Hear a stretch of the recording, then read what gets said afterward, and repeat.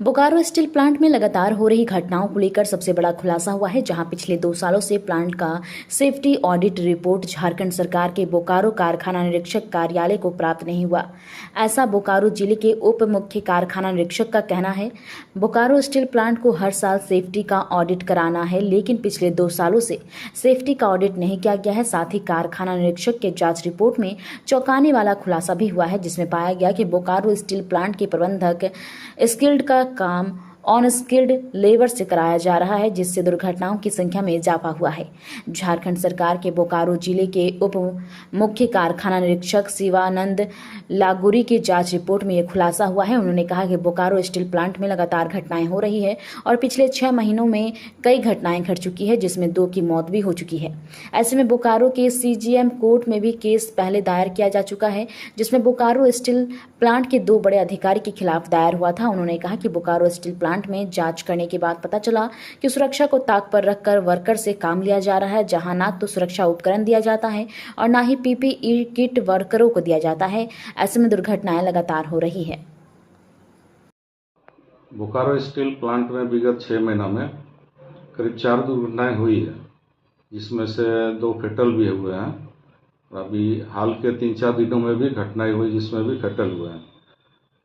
तो इसमें हम लोग नियमित निरीक्षण भी करते हैं।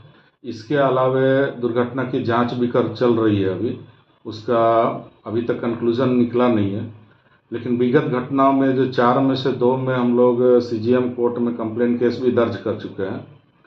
लेकिन इसमें घटना की पुनरावृत्ति ना हो, इसके लिए बोकारो प्लांट के ईडी वर्क्स को एक ठोस कदम लेना चाहिए कि इसकी सुरक्षा के प्रति कुछ न कुछ ऐसा कार्य करें जिससे कि नियमों का अनुपालन हो। प्रथम, जैसा कि हम लोग को जांच में पता चलता है कि अनस्किल्ड वर्कर जो हैं वो स्किल्ड का कार्य कर रहे हैं, तो हो सकता है उतने दक्ष नहीं होंगे, तो इसमें किसी तरह की लापरवाही भी प्रतीत होती है।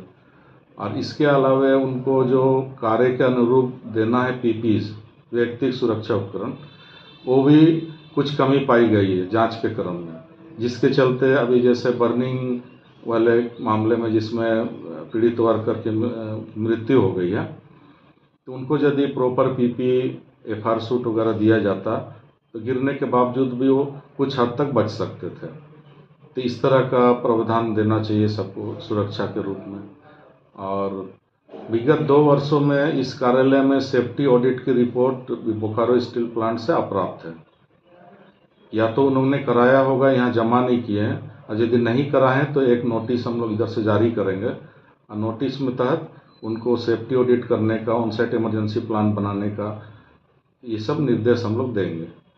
और यदि वो देने में असफल होते हैं तो अग्रतर विधि सम्मत कार्रवाई की जाएगी। इसके लिए ईडी वर्क्स जो हैं एक्ट के हिसाब से दखलकार जब नियुक्त होते हैं वो जिम्मेदार होते हैं, और कारखाना के प्रबंधक सारे सीजीएम जिम्मेदार होते हैं, तो उनको इसमें संज्ञान लेकर के त्वरित कार्रवाई करनी चाहिए। तो अभी जो आप लोगों ने जो मामला जो सीजीएम कोर्ट में आपने दायर किया है, किनके खिलाफ आपने दायर किया है? पहले जो डीआई साहब थे श्री बीके तिवारी, उनके खिलाफ एक दायर हुआ था मामला, और एक महापात्रा जी थे उस समय ईडी वर्क्स जब घटना हुई थी पोको 1 में, उनके खिलाफ दायर हुआ था। तो अभी